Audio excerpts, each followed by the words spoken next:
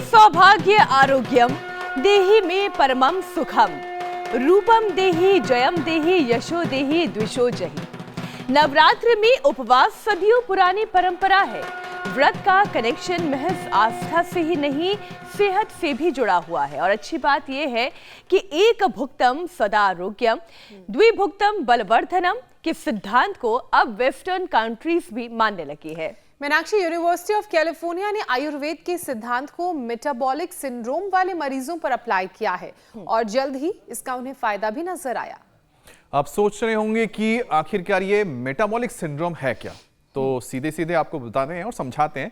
दरअसल खराब खान पान और लाइफस्टाइल के गलत तरीके से शरीर में जब blood sugar, BP, cholesterol imbalance हो जाता है, यानी संतुलन इसका बिगड़ जाता है, तब हार्ट डिजीज, स्ट्रोक और डायबिटीज का खतरा बढ़ जाता है। और इस मेडिकल कंडीशन को हम कहते हैं मेटाबॉलिक सिंड्रोम। बिल्कुल, फास्टिंग किसी बीमारी में दवा से ज्यादा असरदार साबित होती है। पेट खाली रहने से पेनक्रियास ज्यादा एक्टिव होते हैं और इससे इंसुलिन का प्रोडक्शन बढ़ जाता है, जिससे ब्लड शुगर को कम करने में मदद मिलती है। इससे लिवर और मसल्स को ब्लड शुगर को रेगुलेट करने में आसानी होती है। शरीर की मशीनरी को आराम मिलने से बॉडी को एनर्जी रिस्टोर करने में भी हेल्प मिलती है। और ये फॉर्मूला तब काम करता है जब आप हाई शुगर के पेशेंट हैं। हाँ, लेकिन अगर आपका शुगर लो रहता है तो व्रत रखने से ग्लूकोज लेवल डिप हो सकता है, जिससे अचानक बहुत पसीना आता है, शिवरिंग के साथ धड़कन तेज हो जाती है। तो व्रत उपवास रखने से पहले इन बातों का ख्याल रखना बेहद जरूरी।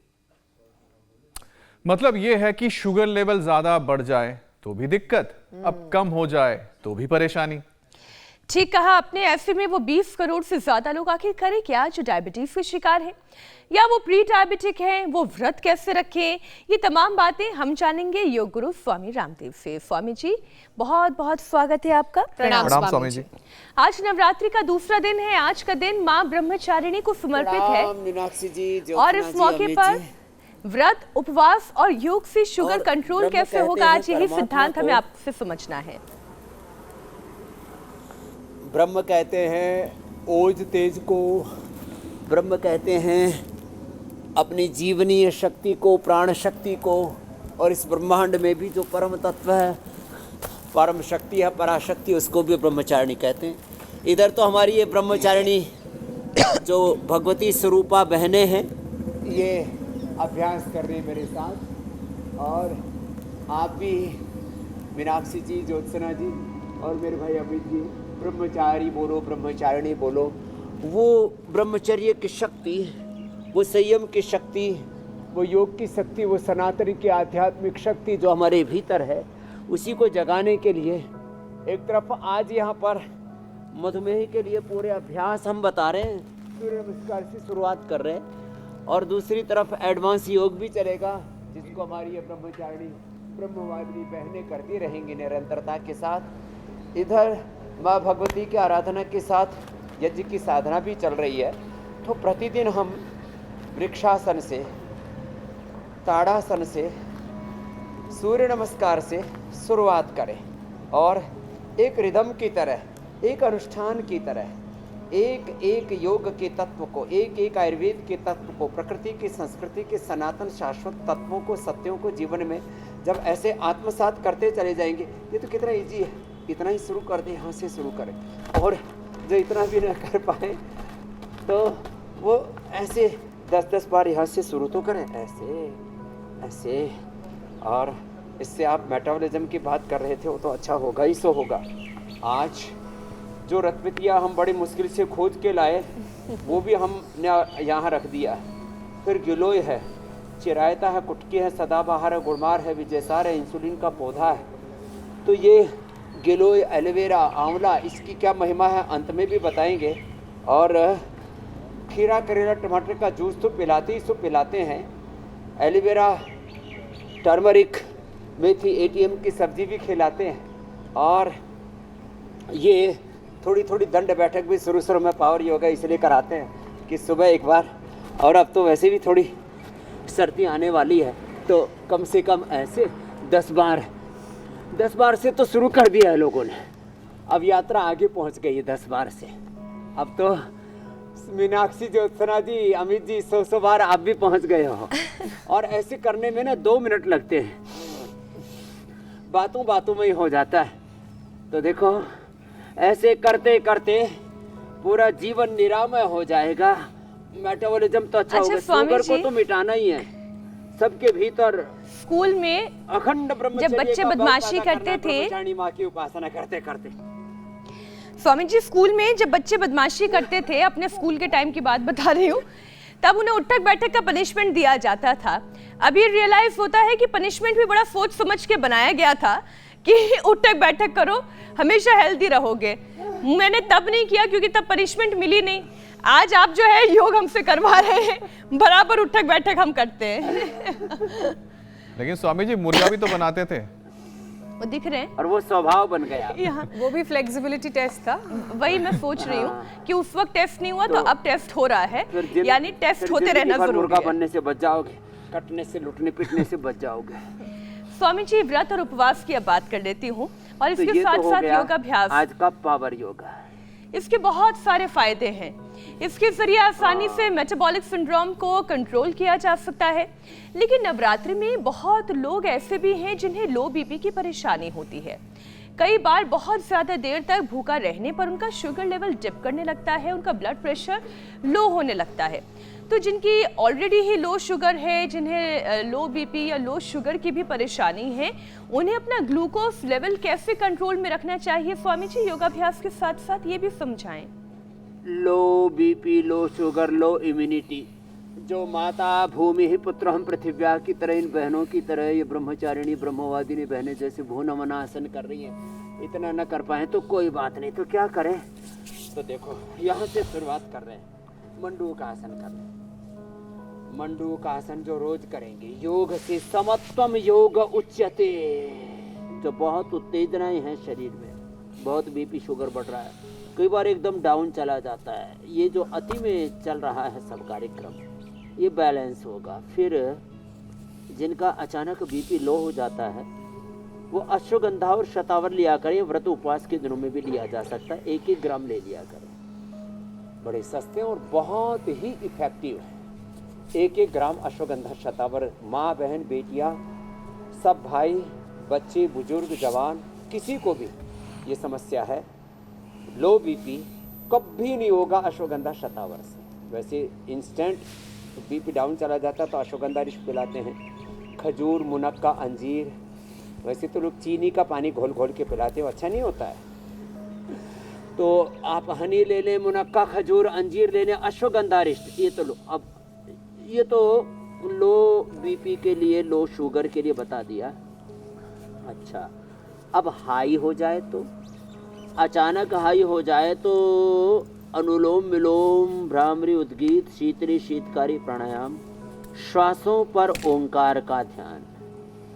ओम सर्वम खलु इदं ब्रह्म, सब कुछ ब्रह्ममय है, सिया राममय सब जग जाने। यो माम पश्यति सर्वत्र, जो सर्वत्र एक ब्रह्म का दर्शन करते, यही सच्चा ब्रह्मचर्य है। और इसी को अथर्ववेद के ब्रह्मचर्य सूक्त में भी गाया है, ब्रह्मचारी शस्त्रतिरोधसी उभे तस्मिन् देवाः सम्मनसो भवन्ति सदाधार पृथ्वीं दिवं च स आचार्यं तपसा पिपर्ति।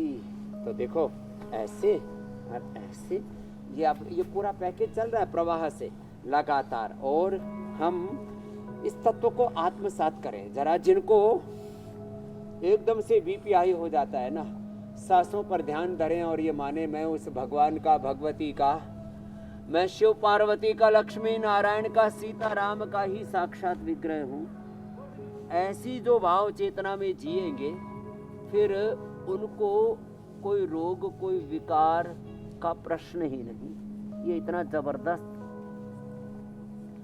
संकल्प है, संकल्प से सिद्धि।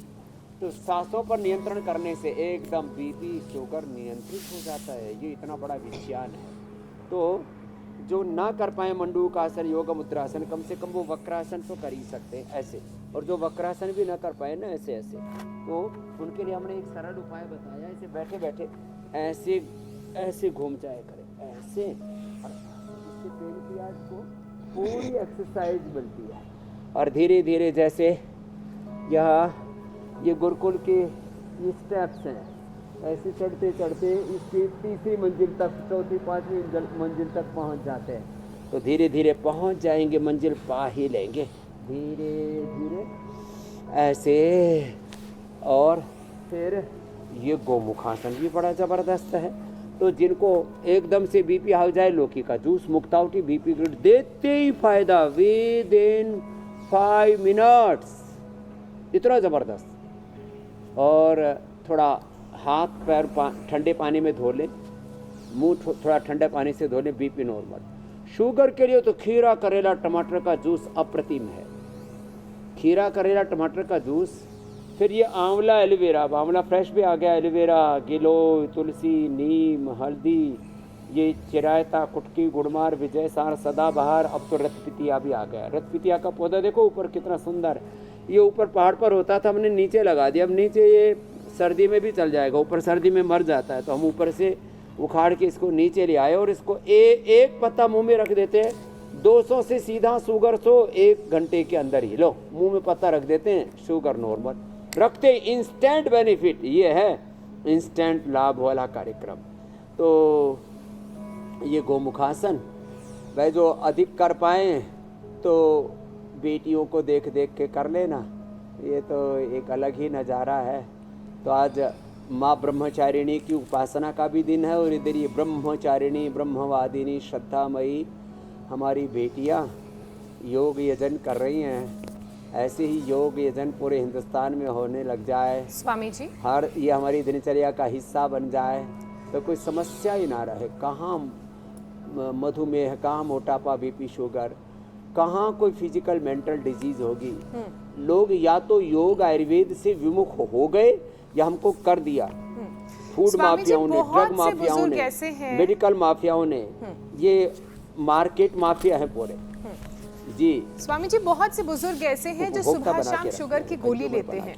खाने पीने की अगर बात की जाए तो खान पान भी उनका बैलेंस रहता है, इसके बाद भी शुगर लेवल जो है वो घटता बढ़ता रहता है। ऐसे में बुजुर्गों को व्रत रखने में दिक्कत आती है। हमने अपने कार्यक्रम में इसका जिक्र भी किया था कि जब लो हो जाता है शुगर तो जो पैरामीटर्स हैं वो भी डिप करने लगते हैं।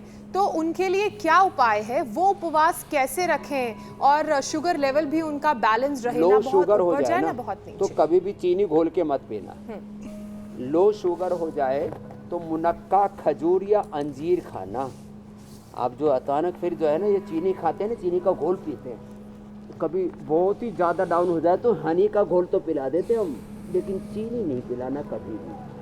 और हाई शुगर तो होगा ही नहीं, जो मैंने उपाय बताए, मधुनाशिनी, खाली पेट, मधुरित खाने के बाद कीड़ा, करेला, टमाटर के जूस के साथ। ये एलोवेरा और गिलोय तो बहुत ही अच्छे हैं। आज अंत में हम बताने वाले थे, एलोवेरा और गिलोय रोज पी लो।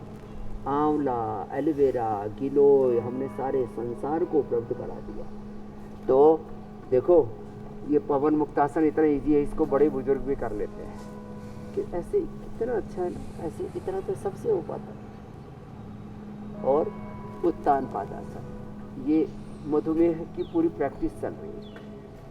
अचानक शुगर लो हो जाए, वैसे तो मैंने कहा ना आंवला, एलोवेरा, गिलोय आदि ये जो एंटी डायबिटिक जूस कहो या एंटी डायबिटिक रस कहो, जो भी कहो इसको नाम दो, इसका जो सेवन करेंगे ना, ये अचानक लो, अचानक हाई, क्षणे रुष्ट, क्षणे तुष्ट। एक क्षण में कुछ लोग एकदम विनम्र, एक क्षण में फिर एकदम उबलने लगते, ऐसे नहीं। तो जिंदगी एक प्रवाह से आगे बढ़ती रहे, इसके लिए आज जो पूरा पैकेज बता रहे हैं, इसको होले होले हमारे साथ करना है।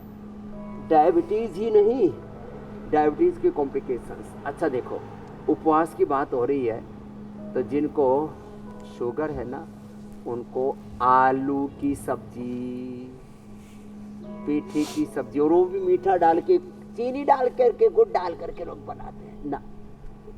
नमकीन जो खट्टी वाली सब्जी है, थोड़ा आम की खटाई डाल के बनाते हैं, अब तो आम है नहीं तो और कुछ आमचूरी डाल देते, कुछ ना कुछ करते ज़रूर है लोग। तो देखो, आलू और शकरकंद नहीं खाना जिनको शुगर ज़्यादा है, केला भी ज़्यादा नहीं खाना, थोड़े थोड़े फल, सब मिक्स फल ले सकते, सबसे अच्छा होता है शुगर वालों के लिए। हमने अभी तक देखा है पपीता और सेव, पपीता थोड़ी मात्रा में, एक एक सेव हम खिला देते, बाकी खाना बंद कर देते हैं। तो सेव का सेवन करें, तो जो कर सके अब वो सर्वांगासन हलासन भी कर ले। ये भी पेन किया आज की बड़ा अच्छा होता है, सर्वांगासन हलासन। तो खैर, तो मैं बात ये कह रहा था, उपवास में सब्जियां ज़्यादा खाएं, फ्रूट्स ज़्यादा खाएं, और अंकुरित में अच्छा क्या ये जो है ना, स्वामी जी चलो मूंग मोठ ये तो सब बंद हो गया, तो मूंगफली को अंकुरित करके खाओ ना। लोग क्या करते हैं, मूंगफली को तल के खाते हैं उपवास के नाम पर। मैंने देखा 4-5 चीजें सबके घरों में मिलेगी अभी फैशन के चक्कर में। मूंगफली तली हुई, फिर जो है मखाना भी तला हुआ। अरे मखाना को हल्का सा घी लगाओ, उसमें उसको थोड़ा सा बस सेक लेना है। मखाने को साबूदाने घी के में पापड़ तल भी देंगे होते हैं पूरा। स्वामी जी। और मुंह में व्रत की तो जाते पूरी इतनी बड़ी ऐसे- थाली बनती है, जो आम लोग तो क्या ही खाएंगे, साबूदाने के जो व्रत की पापड़, थाली बना मूंगफली। लेते हैं। अच्छा स्वामी जी एक बात बताएं, मैं इससे पहले कि अगले टॉपिक पर जाऊं, आपने जैसे खटाई की बात की, तो खटाई कौन सी बेहतर होती है और कौन सी खराब होती है वो आप बताएं। जैसे एक होती है इमली की खटाई जो दक्षिण में बहुत इस्तेमाल होती है, एक होती है कच्चे आम की खटाई, अच्छी जिस खटाई आम को ही नींबू की, हाँ सबसे अच्छी खटाई होती है आंवले की। सबसे खराब खटाई, सबसे घटिया, एकदम महा घटिया, वो है ये इमली की। इमली। सारा साउथ इंडिया इमली के पीछे ही पड़ा हुआ है, और नॉर्थ इंडिया जो है ये आम के अचार की अमचूर, हाँ, ये अमचूर। इमली, ये अमचूर, ये 2 खटाई जो खाएंगे तो जीवन ही खटाई में पड़ जाएगा। ये बड़ा खतरनाक मामला तो है। चूर चूर ना लेकिन हो क्या जाए करें? इसलिए अमचूर अब छोड़ खाने दे, का वो नाम ज्यादा लेते बेहतर है। नहीं। अब रोज मैं हम अवन- स्वामी जी विषय ले लेती हूँ। कई बार व्रत आम में का लोग अचार भी बड़ा बेवक्त खतरनाक है। तला अरे भुना भैया, ज्यादा खाना है खा तो लेते नींबू हैं का अचार जी। खाओ, आंवले का अचार खाओ। जी। तो स्वामी जी जो लोग तला भुना खाने की आदत रखते हैं जी। उससे उनका शुगर शूट अप हो जाता है, वजन भी बढ़ने लगता है। तो एक बार शुगर के साथ साथ वजन कंट्रोल करने के भी उपाय बताएं, और व्रत में क्या खाना चाहिए और क्या बिल्कुल नहीं खाना चाहिए ये आप समझाएं, कि वो तले भुने वाली थाली अपनी सजाकर ना बैठ जाए लोग। हाँ, तो ये तला हुआ, तो जिनको भाई तला भुना खाना है ना, तो फिर ये उपवास करना छोड़ दो। ये उपवास के नाम पर पाखंड है, फिर ये तो बंद करना पड़ेगा। देखो, आज ब्रह्मचारिणी माँ की उपासना का दिन है, तो शीर्षासन करेंगे, ऊर्ध्वरेता बनेंगे, ब्रह्मवर्चस तेज को पाएंगे। तो शीर्षासन में ये और कर लें, मूल बंद, उड्डयन बंद, इसको बैठ करके भी लगा सकते बाह्य प्राणायाम में। अब रही बात मोटापे की, तो मोटापा के लिए 3 अभ्यास तो ये एकदम पैट है। मेदो हरभटी, वेट गो, लौकी का पेठे का जूस। उपवास में तला हुआ कतई नहीं खाना है, मूंगफली भी अंकुरित करके खानी है, और आलू, और किसी को ये खाना भी है ना शकरकंद, इसको भून करके खाना है या उबाल करके खाना है, तल करके नहीं खाना। बहुत तरह से तल करके, सिंघाड़े का आटा और उसको वो बना के हलवा बना के खाते हैं। फिर कुट्टू के आटे का हलवा, कुट्टू के आटे की पकौड़ी, पूड़ी। अरे ये उपवास के नंबर क्या पाखंड चल रहा है भाई ये ना मेरे भाई। और शकरकंदी का हलवा बनाते हैं, पूरा गचागच, आलू का हलवा ये कई तरह के हलवा बना। तो तली हुई चीज़ें कतई नहीं खानी, और इमली की और आम की खटाई कतई नहीं खानी। तो अब देखो, ये 3 अभ्यास तो ऐसे सीधे लेट के, फिर उल्टे लेट के भुजंगासन, सर्वासन, बैठ के स्थित कोणासन, चक्की आसन। ये तो थोड़े ज़्यादा करने, दोनों पैरों से ना हो पाए तो एक एक से कर लें, ऐसे गर्म पानी पिए। तो उपवास में फिर अपनी प्रकृति के अनुसार, जिनको वात की प्रकृति है उनको दही, छाछ, नींबू, अचार, टमाटर आदि भी नहीं खाने, आंवला भी नहीं खाना जिनको वात रोग है। जिनको कफ रोग है उनको चिकनाई नहीं खानी, जिनको पित्त रोग है उनको मसाले नहीं खाने। अब जिनको मोटापा है उनको तली भुनी चीज़ें तो छोड़नी पड़ेंगी, और शुगर में भी डेयरी प्रोडक्ट थोड़े दिन छोड़ दे, शुगर एकदम कंट्रोल हो जाती है। फिर ये भुजंग आसन भी बड़ा ज़बरदस्त है, ऐसे ये, ऐसे और ऐसे, और एक है फिर ये ऐसे। और नवरात्र में तो लोग चटाई का इस्तेमाल करते थे, इसलिए हमने चटाई रखी है। बाकी तो लोग अब भूल गए थे अपनी परंपराओं को, हमने उनको याद दिलाने के लिए, हम तो चटाई पर 365 दिन ही सोते हैं। तो ये स्थित कोणासन, चक्की आसन, प्रकृति का जितना सानिध्य होगा उतना विकृतियों से बचे रहेंगे। फिर भी जिनका पेट गड़बड़ हो जाता है ना, तो रात को त्रिफला ले लिया करें, रात को त्रिफला चूर्ण ले लिया करें। पहले दिन हरितकी जो है माँ शैलपुत्री से और ब्रह्मचारिणी से ब्राह्मी जुड़ी हुई है, तो हरितकी अथवा त्रिफला ले लिया करें, वो पेट के लिए अच्छा है। ये उपवास में भी लिया जा सकता है जिनका पेट गड़बड़ा जाता है। फिर ये सिंथेटिक दवाएं मत खाया करो एलोपैथी की उपवास में, इनमें पता नहीं क्या आड़ कबाड़ भरा रहता है, तुम्हारा व्रत भी भंग हो जाएगा, कुछ नहीं मिलेगा। जो ऐसे कर सके तो ये ऐसे मोटापा का पैकेज पूरा बता दिया, और एक एक अभ्यास को थोड़ा लंबा करें। अब जैसे अभ्यास है 100 बार करा देते हैं ऐसे ये। तो जिनका उपवास में पेट गड़बड़ाए तो थोड़ा त्रिफला चूर्ण ले लें, फिर कभी दस्त लग जाए तो कुटजा रिष्ट ले लें, और पेट गड़बड़ रहे तो थोड़ा खाने के बाद अभय अरिष्ट ले लिया करें। जी स्वामी जी, तो ये आसव अरिष्ट ऐसे बताइए स्वामी जी, जिस वक्त जिनसे लोग व्रत उपवास रखते हैं नहीं होता, उस वक्त भी आपको नहीं तो- उपाय बताने पड़ रहे हैं कि कैसे पेट को ठीक रखा जाए। मतलब जी। व्रत में भी इतना खा ले रहे हैं कि पेट जवाब दे देता है स्वामी जी। अब स्वामी जी, हाई शुगर का असर रेटिना हाँ, पर ये भी बात पड़ता तो है। कई रिपोर्ट्स में बात तो सामने आई है। अब डायबिटिक रेटिनोपैथी की दिक्कत हो जाती है स्वामी जी, तो डायबिटिक रेटिनोपैथी की परेशानी में कौन से आयुर्वेदिक उपाय बिल्कुल रामबाण की तरह काम करेंगे स्वामी जी? अब जैसे ये बेटियां कर रही हैं कमर मरोड़ आसन, क्या मरोड़ के रख दिया है, पता ही नहीं कौन कहाँ से निकली। अब ऐसा लग रहा है कि वापस कैसे जाएंगी कहीं टूट फूट ना हो जाए। तो ये इसके लिए तो थोड़ा प्रैक्टिस रिक्वायर्ड है, लेकिन इतनी प्रैक्टिस ना भी हो किसी की तो कोई बात नहीं भाई। शीर्षासन करो बेटियों आप सब। हाँ, अब शीर्षासन कराते हैं, शीर्षासन और सर्वांगासन, ये रेटिनोपैथी से। और 3 तरह की बड़े कॉम्प्लिकेशंस हैं डायबिटीज़ की, उसके बारे में विस्तार से कहेंगे। आईग्रिट वटी खाएं, आईग्रिट जूस, हाँ, गाजर में आंवला रस डाल करके आंखों की मच्छी, आंखों की सारी समस्याओं के लिए, मैकुलर डिजेनरेशन के लिए, आंखों पर चश्मा है, कैटरेक्ट है, ग्लूकोमा है, नज़र धुंधली है, प्रोटस है, बहुत तरह के आंखों में आंसू आते रहते हैं, बहुत दिक्कतें हैं, नज़र की कमजोरी।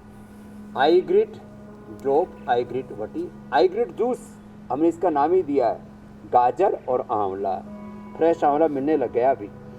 हाँ, साथ में त्राटक भी कराते, नंगे पैर घास पर भी चलाते। मैं तो नंगे पैर सुबह सुबह अपना जप भी करता रहता हूँ और प्राणायाम भी चलता रहता है, भस्त्रिका कपालभाति, और घास पर या ऐसी मिट्टी पर, या बहुत बड़ा हमने गार्डन रखा हुआ है बच्चों के खेलने के लिए।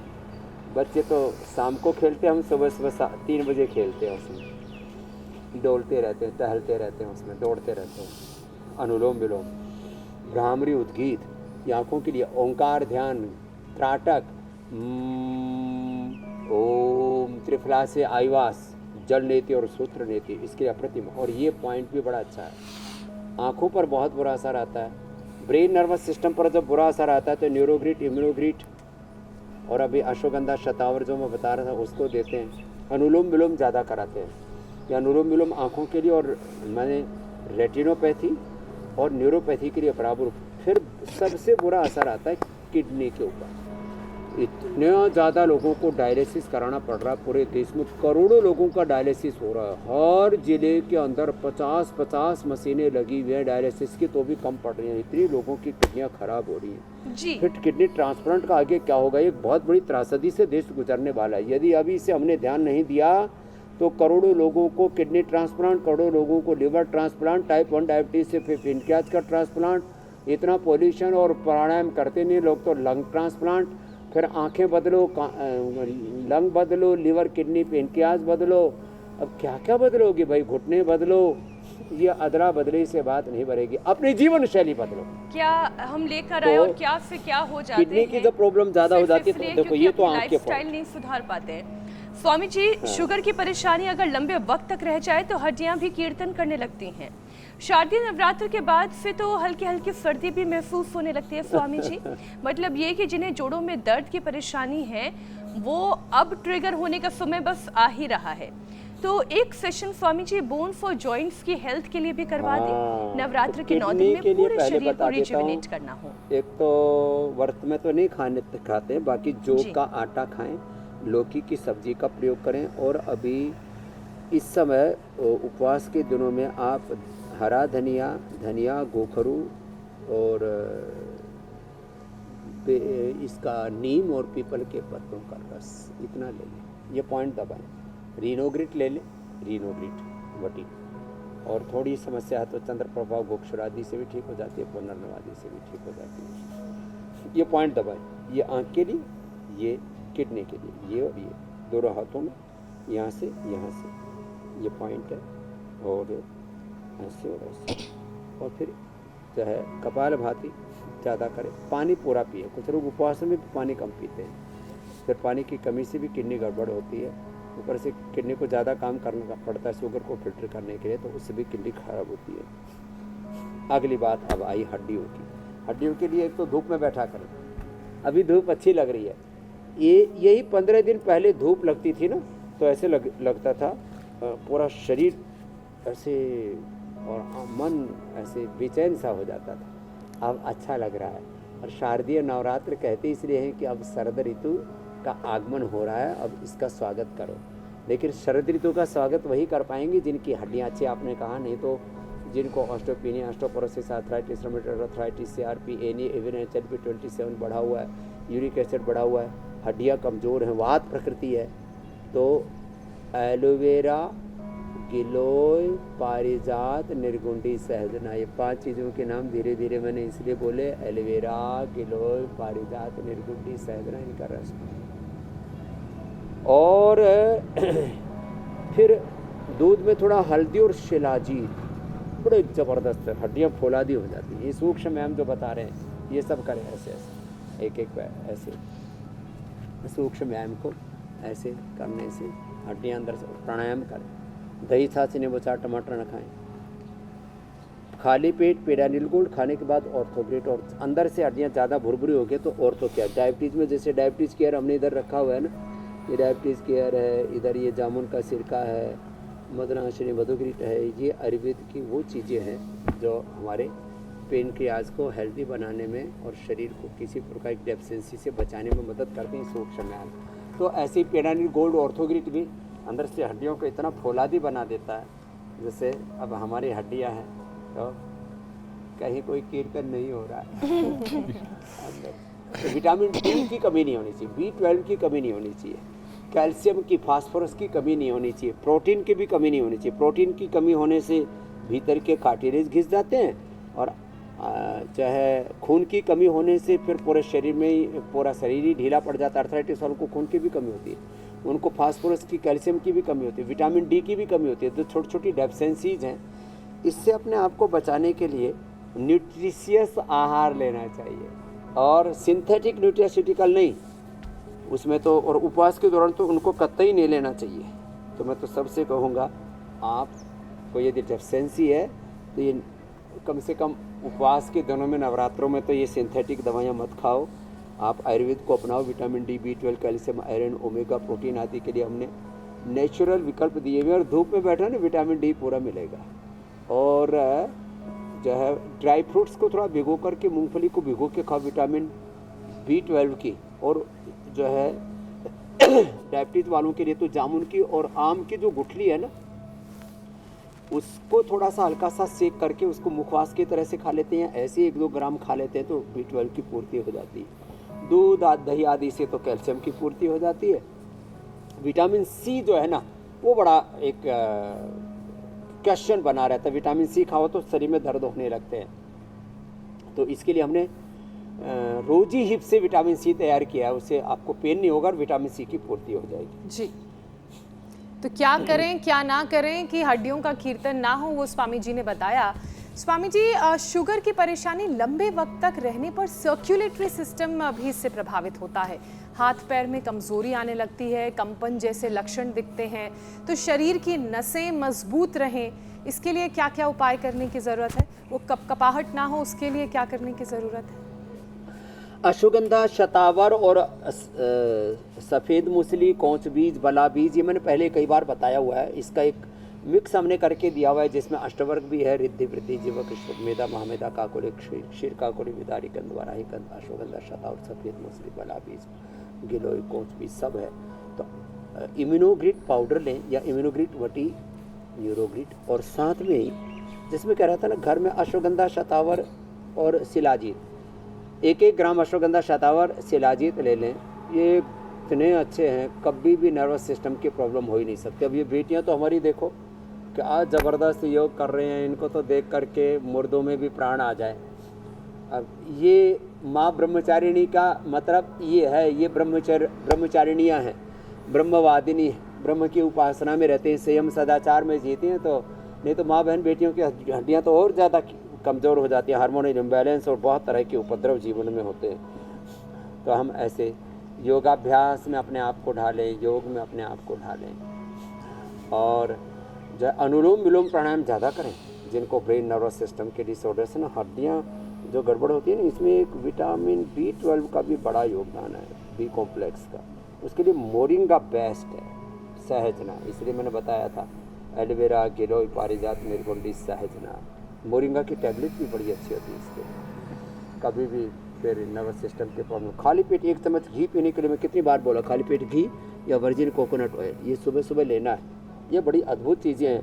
अपनी जीवन शैली में हमें थोड़ा सुधार करना पड़ेगा, ऐसा कर लिया तो अप्रतिम लाभ होगा। इसमें कोई दो राय नहीं है स्वामी जी कि अगर जैसे महिलाओं की आपने बात कही कि तो 30 की उम्र के बाद तो महिलाओं के लिए कहा जाता है कि कैल्शियम अपने आप उनके शरीर में कम होने लग जाता है, तो उन्हें कैल्शियम पर तो विशेष ध्यान देने की आवश्यकता है, और एक आयरन की जो डेफिशिएंसी है वो भी महिलाओं में ज़्यादा होती है। तो इन दोनों चीज़ों पर थोड़ा सा फोकस रखने की विमेन को ज़रूरत है। लेकिन स्वामी जी, उपवास के साथ साथ योग के इतने फायदे आपने बताए, उपवास से आंतों के अंदर नई लेयर बनने लगती है, तनाव और फैट घटने लगता है, तो बीपी शुगर भी कंट्रोल हो जाता है। कई तरीके के हार्मोनल चेंजेस जो आते हैं वो सेहत के लिए फायदेमंद होते हैं। स्वामी जी, इसी तरीके से प्राणायाम कितना फायदेमंद होता है? देखो, एक तो महिलाओं के लिए आपने बात की, महिलाओं में हीमोग्लोबिन की कमी रहती है ना जी, तो एलोवेरा, बीटा ग्रास यदि मिल जाए तो बहुत अच्छी बात है। नहीं तो अनार, गाजर, चुकंदर तो सबको मिल जाता है, और खजूर, मुनक्का, अंजीर थोड़ा सा रात को भिगो के खा लिया करें, सबका हीमोग्लोबिन 14-15 मिलेगा। अब रही बात जो है प्राणायाम की, उपवास से तो पूरा ऑटोफेजी, माइटोफेजी, हमारा बॉडी का एपोप्टोसिस, एनाबॉलिज्म, कैटाबॉलिज्म, मेटाबॉलिज्म, वात पित्त का प्रदोष और शरीर का और इंद्रियों का, चित्त का, अंतःकरण का शुद्धिकरण हो जाता है। इतना जबरदस्त है प्राणायाम, ये तो अप्रतिम है। ये तो हमारी बेटियां प्राणायाम कर करके इतनी बलवती हो गई हैं, तो इतना बल ना भी हो तो कम से कम प्राणायाम तो कर ही देना। हाँ, चलो बेटियों, बहुत अच्छा योग किया भाई, एक बार जोरदार अभिनंदन बहन बेटियों का। तो आपका को आप करोड़ों माँ बहन बेटियां देखती हैं, वो भी प्रेरणा लेती हैं, अरे ये सब ब्रह्मचारिणियाँ इतनी अच्छी हैं, तो हम भी ब्रह्मचारिणी माँ की उपासना के साथ नवरात्र में हम भी योग करेंगे। भस्त्रिका करो, सब भस्त्रिका से ही शुरू करें यात्रा। भस्त्रिका से भी शुगर कंट्रोल होता है, वेट कंट्रोल होता है, कैंसर दूर होता है, इम्यूनिटी अच्छी होती है और जीवन लंबा होता है भस्त्रिका करने वालों का। ऐसे ही भस्त्रिका और कपालभाति।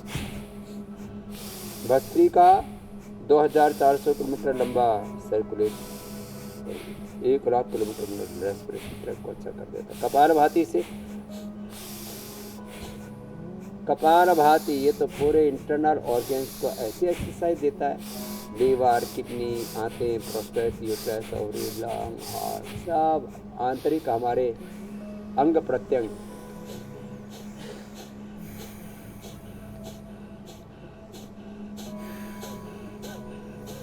बड़े जबरदस्त हो जाते हैं इससे। ये तो मूलाधार चक्र को जागृत कर देता है, सहस्रार तक, ब्रह्मरंध्र तक पहुंच जाता है। मूलाधार से ब्रह्मचर्य शुरू होता है और ब्रह्मरंध्र में जाकर के ब्रह्मचर्य पूर्ण होता है। आज ब्रह्मचारिणी माँ की उपासना का दिन है, तो ये ब्रह्मचर्य का मर्म बता रहा हूँ। मन तो ये करता है मूलाधार स्वामी जी चक्र से कि ब्रह्मचर्य की शक्ति ऊपर उठेगी और ब्रह्मरंध्र तक आएगी। मन कई बार ये करता है कि किसी दिन योग अभ्यास का ऐसा सेशन हो जिसमें केवल ध्यान और प्राणायाम हो, कितना आनंद प्राप्त होगा। लेकिन क्या करें, ये किया नहीं जा सकता क्योंकि जो लोग हमारे साथ योग करते हैं उन्हें योग करते रहना बहुत ज़रूरी है, इसलिए हमारा भी योग कराते रहना बहुत ज़रूरी है। स्वामी जी, इस बार बरसात के मौसम में हमने जमकर पौधे लगाए और पूरी दुनिया में अभियान चलाया, एक पौधा सेहत के नाम, और लोगों के बीच में ये बहुत पॉपुलर हुआ। लेकिन अब बीमारी को कंट्रोल करने के लिए रामबाण उपाय शुरू हो चुके हैं, जिसका असर जल्द मरीज की सेहत पर दिखाई देगा, यानी रामदेव के रामबाण।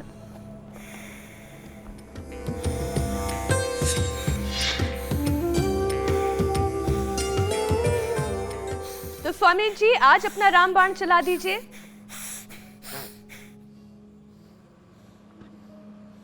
तो आज का रामबाण है, एक तो देखो ये आंवला खूब मिल रहा है अभी, तो ये आंवला लेकर के इसको अभी तो ऐसे इसकी गोटी थोड़ी सॉफ्ट है, मिक्सी की ये दांतें टूटेंगे नहीं, ऐसे इसको डाल लिया मिक्सी में। और ये जो एलोवेरा है ना, इसको तो दोनों तरफ से ऐसे इसको ऐसे काट देते हैं, ऐसे कटिंग कर लेते हैं दोनों तरफ से। थोड़ा सा अभ्यास के बाद और आप अच्छे से इसको कर पाएंगे। और फिर ये इसका जो पल्प है ना, उसको आप ऐसे ही ये ऐसे ऐसे ये पल्प ऐसे ऐसे ऐसे इसके अंदर डाल लें। कितना अच्छा है ना ये ऐसे। और ये पल्प जब ऐसे डाल करके ऐसे बड़ा बड़ा निकल जाता है थोड़ा ऐसे, और इसको जब पीते हैं ना, ये कब्ज का परम अनंत सॉल्यूशन है, इम्यूनिटी के लिए, आँखों के लिए, पूरे शरीर के लिए, इससे बेहतर और कुछ हो नहीं सकता। ये पूरे परिवार के लिए पर्याप्त है जितना हमने तैयार किया ना। यद्यपि हमने एलोवेरा और आंवला पूरे देश को भी उपलब्ध कराया है, लेकिन इसका तो लाजवाब है। गैस के लिए, एसिडिटी के लिए और पेट के लिए, पूरे बॉडी के मेटाबॉलिज्म के लिए। और इसको जो है थोड़ा सा फाइबर वैसे तो अच्छा रहता है, लेकिन जिनको थोड़ा सा ऐसा रहता है अरे ये तो थोड़ा लिसली सा हो गया, तो कोई बात नहीं जो है। वैसे तो इसके स्वामी जी, किस उम्र के बच्चों से ये शुरू कर सकते हैं? तो अप्रतिम है। और ये इतना, ये छोटे बच्चों से लेकर के 3 साल 5 साल के बच्चों से लेकर के सबको पिलाना चाहिए। पानी थोड़ा ज़्यादा डाले तो पूरा ग्लास पी सकते हैं, नहीं तो 1 कप पी लेना ऐसे। जी स्वामी जी, अब बारी आती है योग पंचायत की। जो फ्रेश पिया जाता है ना, उसका टेस्ट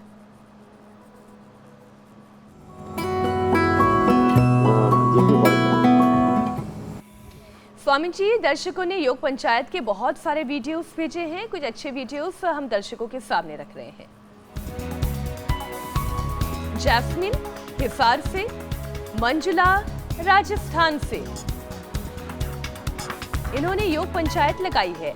मीना फरीदाबाद से, किसी ने घर के आंगन में, निधि ने कैथल में, किसी ने गार्डन में, किसी ने घर की छत पर, किसी ने गैलरी में, निकिता हरिद्वार से स्कूल ग्राउंड में, अंजलि जबलपुर से,